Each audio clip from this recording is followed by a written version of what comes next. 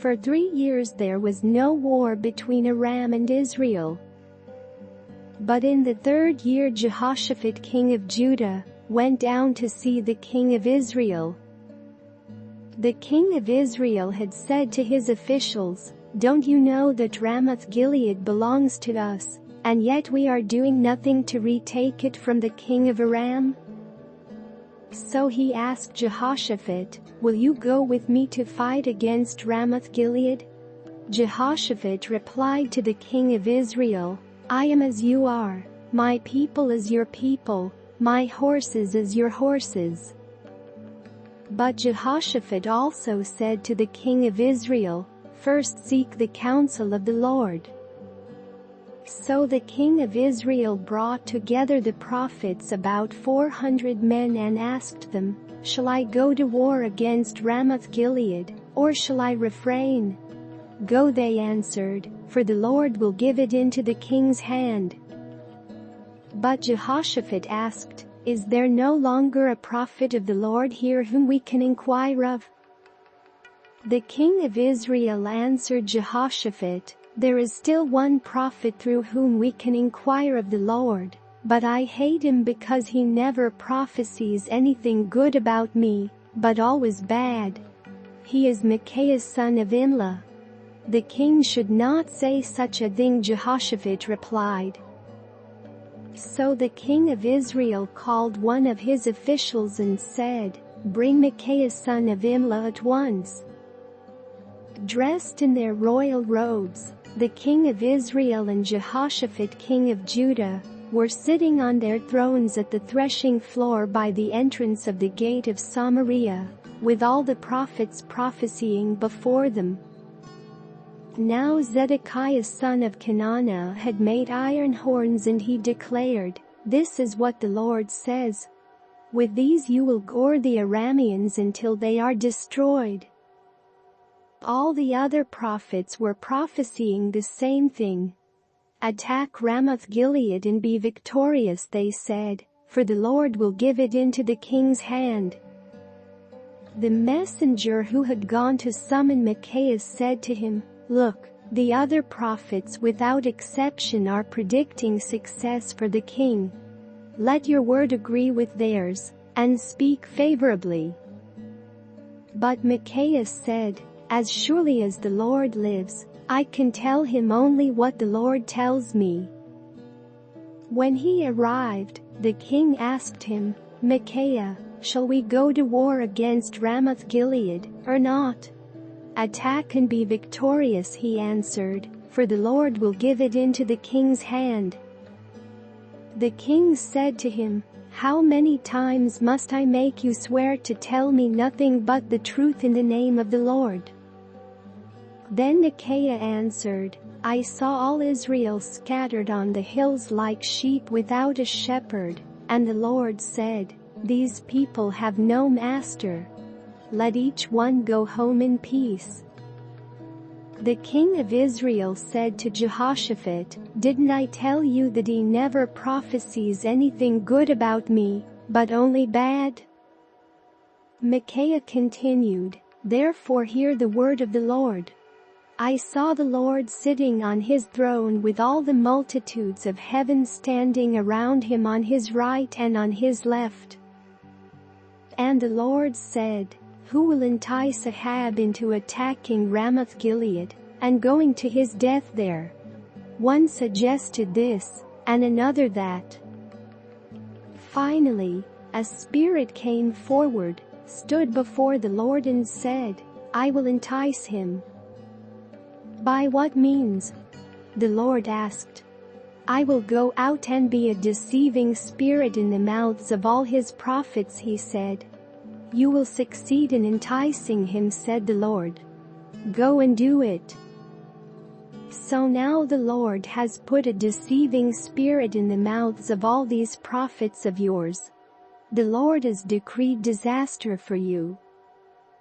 Then Zedekiah son of Kenaanah went up and slapped Micaiah in the face. "Which way did the Spirit from the Lord go when he went from me to speak to you?" he asked.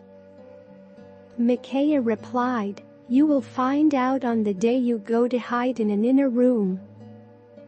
The king of Israel then ordered, "Take Micaiah and send him back to Amon the ruler of the city, and to Joash the king's son. And say, 'This is what the king says.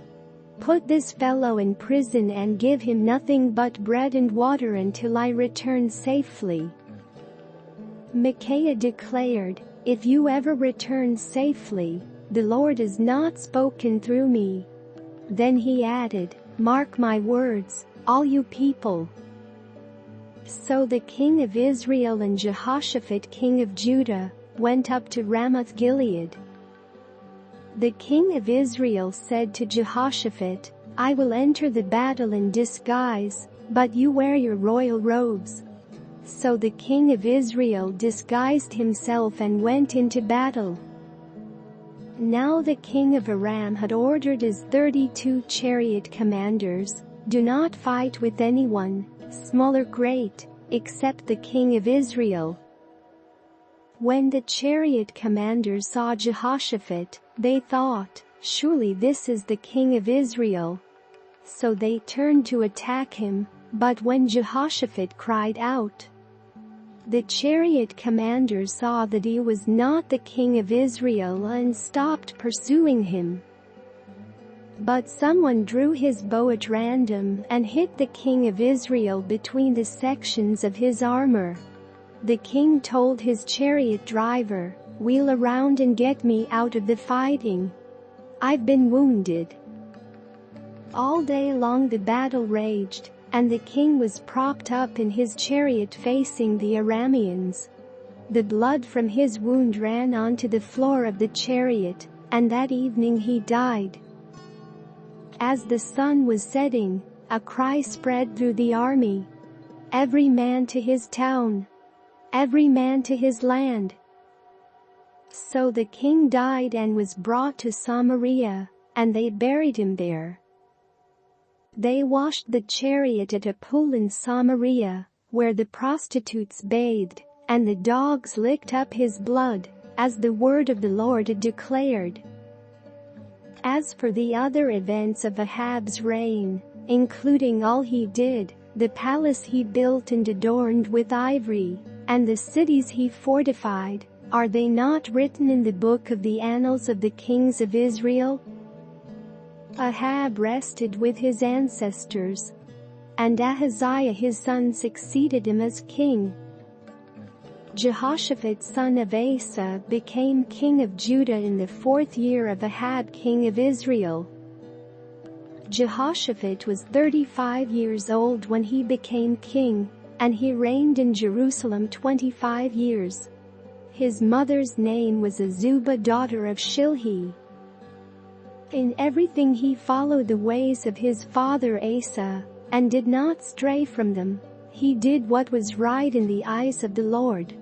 The high places, however, were not removed, and the people continued to offer sacrifices and burn incense there. Jehoshaphat was also at peace with the king of Israel. As for the other events of Jehoshaphat's reign, the things he achieved and his military exploits, are they not written in the book of the annals of the kings of Judah? He rid the land of the rest of the male shrine prostitutes who remained there, even after the reign of his father Asa. There was then no king in Edom, a provincial governor ruled. Now Jehoshaphat built a fleet of trading ships to go to Ophir for gold, but they never set sail. They were wrecked at Ezion-Geber. At that time Ahaziah son of Ahab said to Jehoshaphat, "Let my men sail with yours," but Jehoshaphat refused. Then Jehoshaphat rested with his ancestors and was buried with them in the city of David his father. And Jehoram his son succeeded him as king.